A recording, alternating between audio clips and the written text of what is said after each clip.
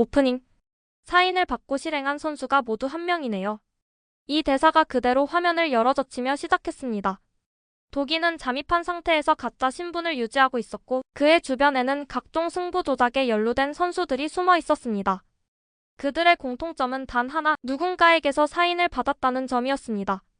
하지만 그 사인의 발신자는 끝내 모습을 드러내지 않았습니다. 도기는 이 점을 예민하게 짚었습니다. 이건 단순한 승부 조작이 아니라 누가 판을 짜고 조종하고 있다는 뜻입니다. 그의 목소리는 단단했지만 어딘가 섬뜩했습니다. 마치 오랜 시간 밑바닥에서 일어난 아기를 다시 만난 듯한 표정이었습니다. 같은 사인을 받은 선수들 숨겨진 공포. 고은은 서버에서 확보한 과거 데이터들을 대조하며 놀라운 사실을 확인했습니다. 단순히 스포츠 종류도 다르고 시기도 다르며 지역조차 다른 선수들이 한 명에게서 지시를 받았다는 것입니다. 그들은 서로 전혀 모르는 사이였고 그렇기에 더더욱 음험했습니다. 고은은 화면을 바라보며 중얼거렸습니다. 이건 우연이 아닙니다. 어떤 조직이 지속적으로 선수들을 관리해온 거예요. 고은의 표정은 평소보다 훨씬 진지했습니다. 그녀는 가끔 흥분으로 사건을 쫓을 때가 있지만 이번에는 달랐습니다. 여기에는 감정적인 꺼림칙함, 설명할 수 없는 섬뜩한 구조가 스며 있었습니다. 그녀는 이 사건이 단순한 사이버 범죄가 아님을 직감했습니다. 그리고 그 직감은 곧 현실이 되어 다가왔습니다. 선수들 안에 숨겨진 공통점, 사라진 사람들. 도기는 잠입 상태에서 선수 한 명과 단둘이 마주했습니다. 그 선수는 이미 승부 조작에 연루된 상태였고 어딘가 공포에 잠식된 듯한 눈빛이었습니다. 도기는 조용히 물었습니다. 사인을 준 사람을 본 적 있습니까? 선수는 잠시 망설이더니 떨리는 목소리로 말했습니다. 봤습니다. 하지만 그는 죽었습니다. 도기의 눈이 흔들렸습니다. 죽은 사람에게 사인을 받았다는 말은 말도 안 되는 이야기였습니다. 하지만 선수의 눈빛은 거짓을 말하는 사람이 아니었습니다. 공포에 찢긴 사람의 눈동자였습니다. 도기는 다시 물었습니다. 언제 죽었다고 들었습니까? 5년 전 사고로. 이 말은 곧바로 도기에게 어떤 기억을 떠올리게 했습니다. 과거 승부 조작 사건과 기업 스폰서 비리 사이에 애매하게 걸쳐있던 한 인물. 그 이름을 들었을 때 무지개 운수팀 모두가 고개를 갸웃했던 그 사람. 박민호. 그는 이미 죽은 것으로 알려져 있었지만 6화에서 반전처럼 흘렀던 예고 문장, 죽은 줄 알았던 누군가가 살아 돌아왔다. 그 연결점이 머릿속에서 스파크처럼 튀었습니다. 도기는 선수에게 다시 물었습니다. 그 사람 박민호 아닙니까? 선수는 입술을 꽉 다물었습니다. 두려움 때문인지 아니면 누군가에게 보복당할까 두려워한 것인지. 표정에서는 어떤 감정도 구분하기 어려웠습니다.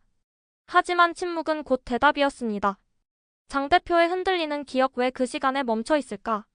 무지개 운수 사무실로 장면이 넘어오면 장 대표는 여전히 자신의 과거 기억에서 헤어나오지 못한 채 병원 검사 결과를 들고 앉아 있었습니다. 의사는 조심스럽게 말했습니다. 장성철 씨, 이것은 단순 치매라고 단정하기 어렵습니다. 스트레스성 기억 소거 가능성도 있습니다. 특정 기억만 지워지는 경우는 흔치 않습니다. 특정 기억. 그 말은 마치 장 대표의 멈춰있는 15년 전 사건을 가리키는 것 같았습니다. 장 대표는 깊은 숨을 내쉬었습니다. 그리고 혼잣말처럼 중얼거렸습니다. 그때 내가 뭘 봤지? 도대체 무엇을 덮으려고 했던 건가? 그의 눈빛은 흐릿했지만 그 흐릿함 속에 묘한 공포가 자리하고 있었습니다. 기억을 잃는 것이 두려운 것이 아니라 기억해낸 것 자체가 더 무서울지 모른다는 모순된 감정이 섞여 있었습니다. 여기서 시청자는 혹시 장 대표도 조작된 건 아닐까? 라는 의심을 품게 됩니다. 마치 누가 의도적으로 특정 기억만 장 대표에게서 지워버린 느낌이 들었습니다. 실행자들을 조종한 목소리.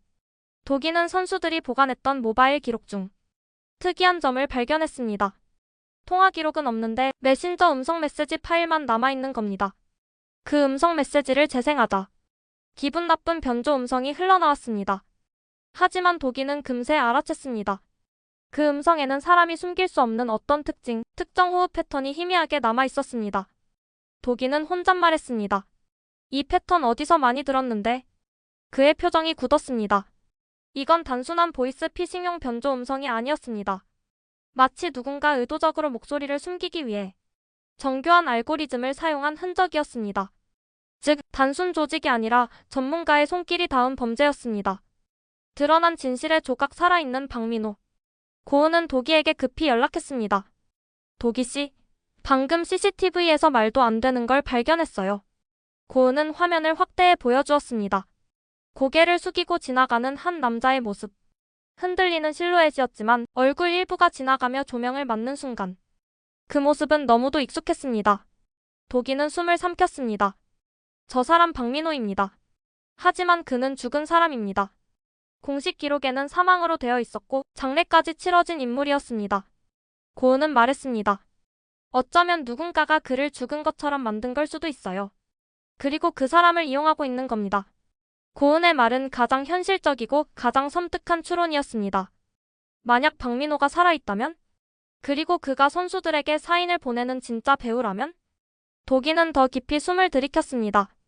그렇다면 이 판은 우리가 생각한 것보다 훨씬 오래전부터 시작된 거네. 피로 물든 복선 누군가 쓰러지다.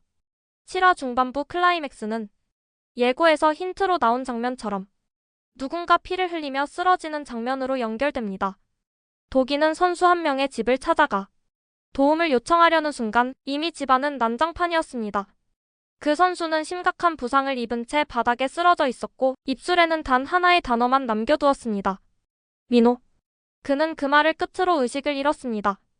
이 장면은 도기에게 충격이었습니다. 누군가 입을 막기 위해 선수들을 하나둘 제거하고 있다는 뜻이었기 때문입니다. 도기의 선택 실행자를 포섭하다. 도기는 더는 시간을 끌 수 없다고 판단했습니다. 그리고 예고에서 나온 장면처럼 새로운 부캐를 꺼내 들었습니다. 도기는 선수들에게 당신들을 구해주겠다. 조건은 단 하나, 나와 협력해라. 라며 심리전을 걸기 시작했습니다. 도기의 전략은 명확했습니다. 진짜 배우에게 접근하기 위해 조종당한 선수들 중 일부를 자신의 편으로 만들어 내부로 침투하는 것. 이건 무지개 운수 방식과도 조금 달랐습니다. 이번 사건은 단순히 악인을 응징한다는 차원을 넘어 조종당한 사람들까지 구조해야 하는 더 복잡한 구조로 들어갔기 때문입니다. 장 대표와 박민호의 연결고리 15년 전의 비밀. 마지막 10분은 완전히 시즌3 전체를 흔드는 반전으로 이어집니다. 장 대표가 과거 기록을 다시 들여다보던 중 자신도 몰랐던 자료 하나를 발견합니다. 그것은 장 대표와 박민호가 15년 전 이미 마주쳤다는 기록이었습니다. 장 대표는 그 순간 어떤 기억의 파편이 번개처럼 스쳤습니다. 그리고 중얼거렸습니다. 그래, 그때 내가 본 게 박민호였어. 장 대표는 두려움에 움찔했습니다. 그 기억이 돌아오면서 그동안 자신을 괴롭혔던 의문 하나가 명확해졌습니다. 그는 누군가에게 위협받고 있었다.